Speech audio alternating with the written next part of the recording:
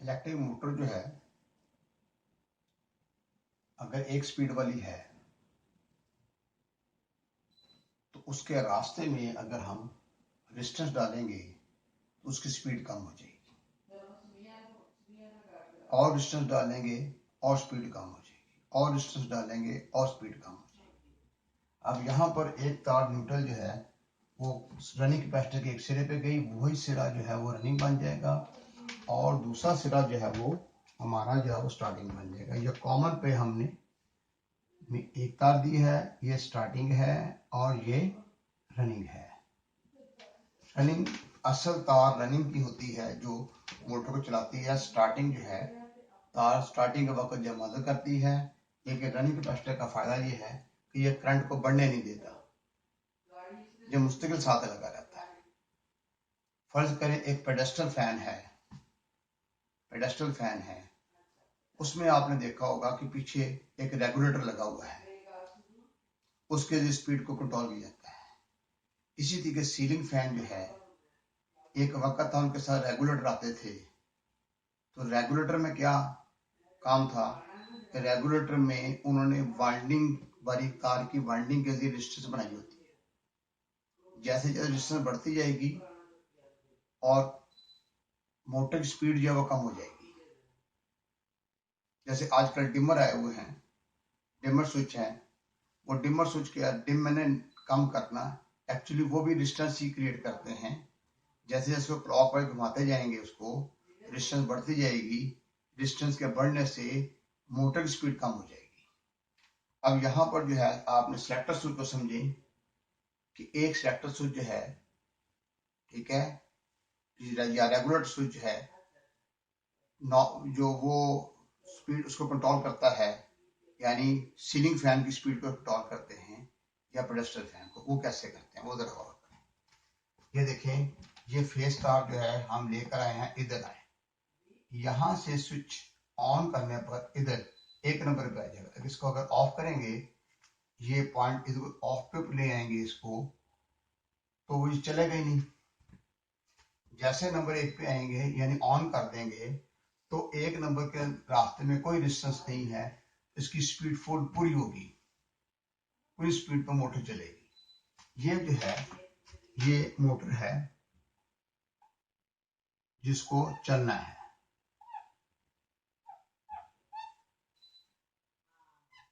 अब जो मोटर जो है वो एक स्पीड वाली है, 2 या 3 स्पीडों वाली नहीं है, उसकी स्पीडें यहां से बनाई जा रही हैं।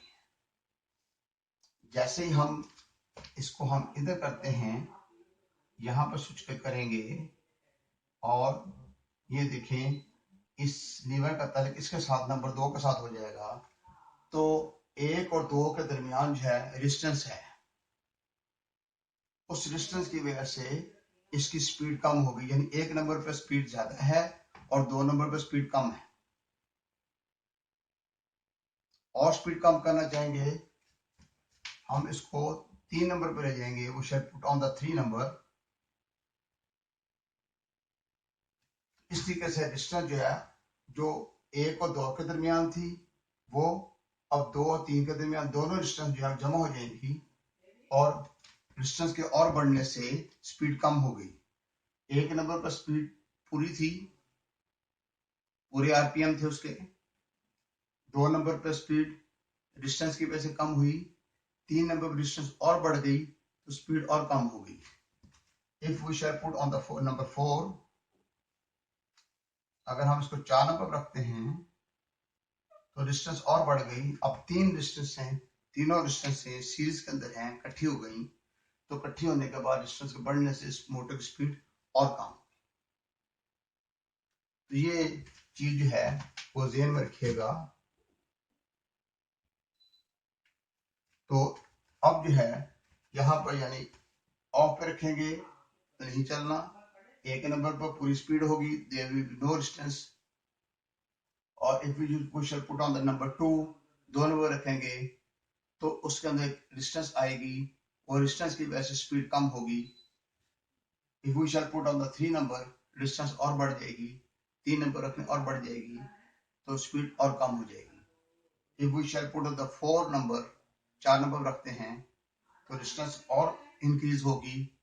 तो जितनी डिस्टेंस इंक्रीज होगी उतनी ही करंट डिक्रीज होगी और मोटर की स्पीड जो है वो और कम हो जाएगी। इस तरीके से इसकी स्पीडें बनाई जाती हैं। लेकिन जो मोटर इस्तेमाल हो रही है विंडो एयर कंडीशनर के अंदर, उसमें रेगुलेटर इस्तेमाल नहीं किया जाता, बल्कि सेलेक्टर स्विच इस्तेमाल किया जाता है। ये जो रेजिस्टेंस वाला मामला है ये मोटर के अंदर ही डाल दिया जाता है। अब जो पढ़े लिखे नहीं होते कहते हैं रेगुलेटर जो है वो हमने मोटर के अंदर डाल दिया है। रेगुलेटर कैसे डाल सकते हैं? वो रेगुलेटर का असूल है वो अंदर की तरफ हमने अप्लाई कर दिया है। तो अब सेलेक्टर स्विच के जरिए सेलेक्टर स्विच की तारें जाएंगी मोटर की तरफ या मोटर की तारें सेलेक्टर स्विच के साथ लगेंगी। अब आपने इसी चीज को इसके अंदर जब चले जाएगा मामला, इस तरीके से समझना है। अब आपको समझने में आसानी हो गई कि अगर मोटर जो है वो 1400 चक्कर की है, 1400 आरपीएम की है, तो अगर उसके दरमियान में कोई रेजिस्टेंस नहीं है तो 1400 आरपीएम पे पूरा चलना उसने। जब उसके अंदर हमने रेजिस्टेंस डाल दी थोड़ी सी, तो 1400 चक्कर की जगह 1200 चक्कर हो सकते हैं और रेजिस्टेंस डाल दी तो 1000 चक्कर हो जाएंगे। इस तरीके से यानी ब्लोअर फैन जो है उसकी मोटर जो है, यानी जो विंडो एसी में मोटर इस्तेमाल होती है वो डबल शाफ्ट होती है। एक एवापोरेटर की तरफ शाफ्ट का हिस्सा निकल आता है और एक कंडेंसर की तरफ चला जाता है।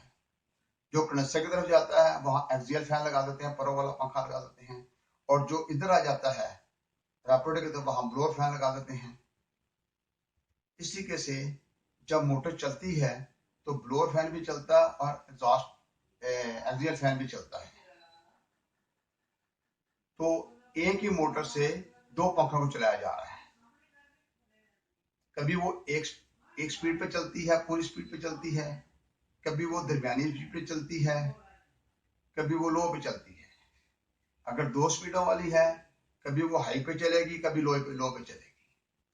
अगर 3 स्पीडों वाली है कभी हाई पे चलेगी, कभी मीडियम पे चलेगी, कभी लो पे चलेगी। तो ये जो काम है रेगुलेटर का असूल जो है वो हमने अंदर की तरफ ऑपरेट कर दिया है, लगा दिया है। यानी मोटर के साथ ही उसकी रनिंग वाइंडिंग के रास्ते में हमने रेजिस्टेंस डालनी है, स्टार्टिंग के रास्ते में नहीं।